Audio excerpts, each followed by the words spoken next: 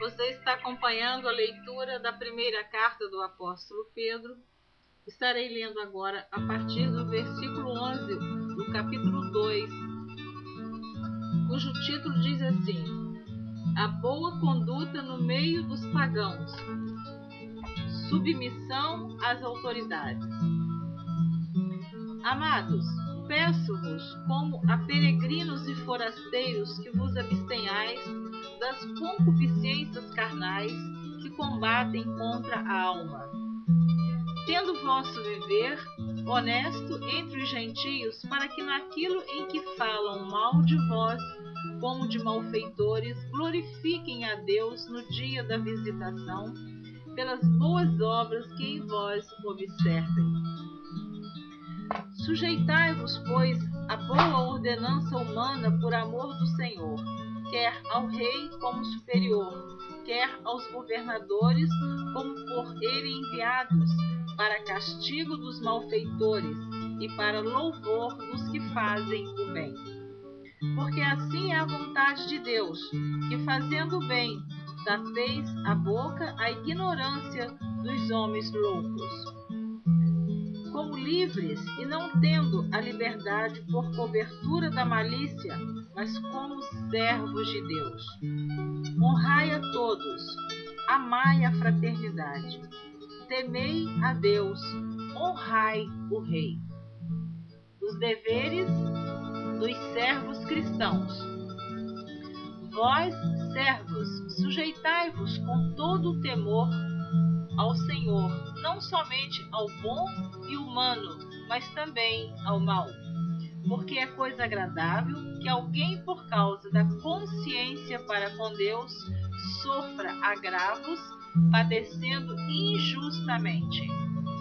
Porque que glória será essa, se pecando sois esbofeteados e sofreis? Mas, se fazendo bem, sois afligidos e o sofreis, isso é agradável a Deus.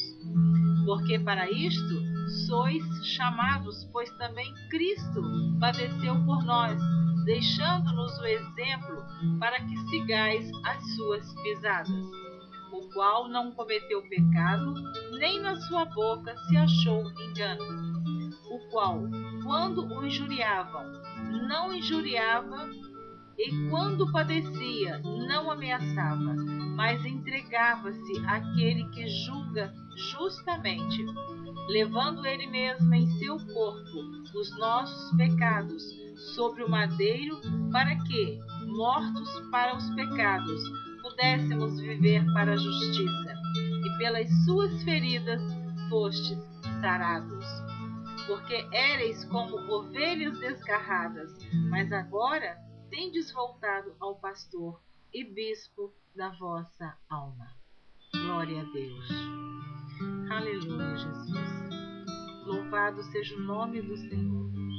Pedro agora, este homem completamente mudado, transformado, ele escreve esta carta tão linda, nos aconselhando que nós fomos chamados por Cristo para padecermos, para sofrermos perseguições, agravos, porque ele diz que o Senhor Jesus Cristo, no versículo 21, diz assim: porque para isto sois chamados, pois também Cristo padeceu por nós, deixando-nos os exemplos para que sigais as suas pisadas, o qual não cometeu pecado, nem na sua boca se achou engano. E nós às vezes não suportamos tão pequeninas coisas, e ele está aqui nos aconselhando a suportarmos, porque o Senhor Jesus sofreu muito mais pelos nossos pecados, sendo ele santo e não tendo cometido nenhum pecado.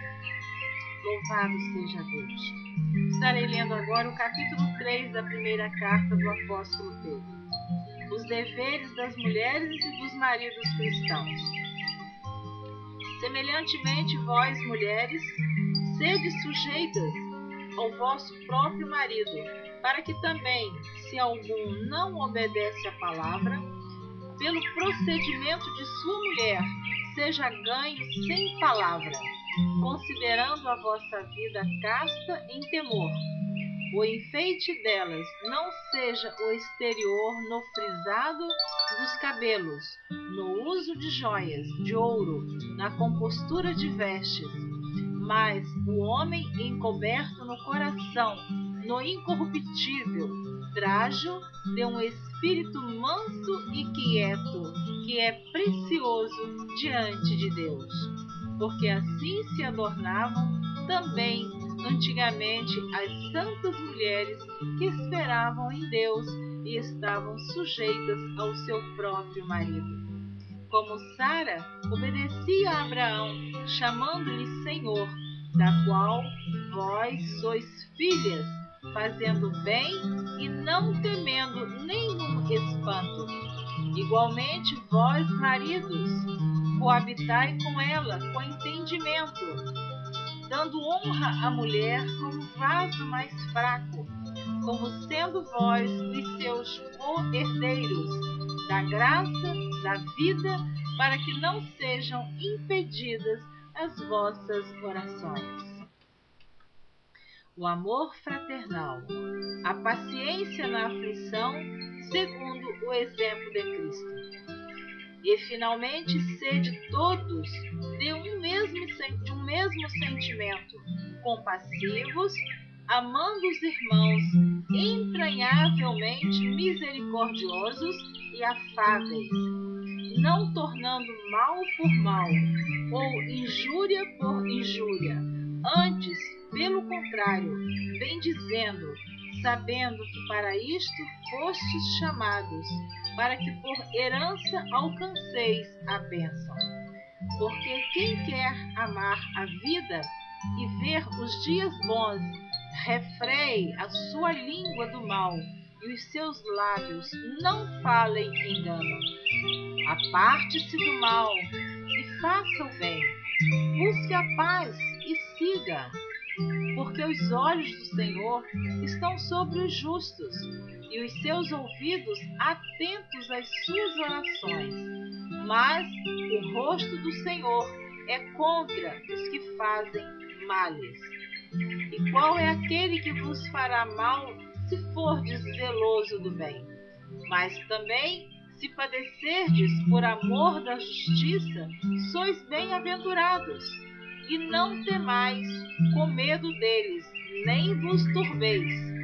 Antes, santificai a Cristo como Senhor em vosso coração, e estais sempre preparados para responder com mansidão e temor a qualquer que vos pedir a razão da esperança que há em vós, tendo uma boa consciência, para que naquilo em que falam mal de vós, como de malfeitores, fiquem confundidos os que blasfemam do vosso bom procedimento em Cristo. Porque melhor é que padeçais fazendo bem, se a vontade de Deus assim o quer, do que fazendo o mal. Porque também Cristo padeceu uma vez pelos pecados, o justo pelos injustos, para levar-nos a Deus, mortificado na verdade, na carne, mas vivificado no Espírito, no qual também foi e pregou aos espíritos em prisão, os quais em outro tempo foram rebeldes, quanto à longanimidade de Deus esperava nos dias de Noé, enquanto se preparava a arca, na qual poucas, isto é, 8 almas se salvaram pela água. Que também, como uma verdadeira figura, agora vos salva, batismo não no despojamento da imundícia da carne, mas da indagação de uma boa consciência para com Deus pela ressurreição de Jesus Cristo, o qual está à destra de Deus, tendo subido ao céu, havendo-se-lhe sujeitado aos anjos e às autoridades e às potências. Deus te abençoe. Continue conosco. Amém.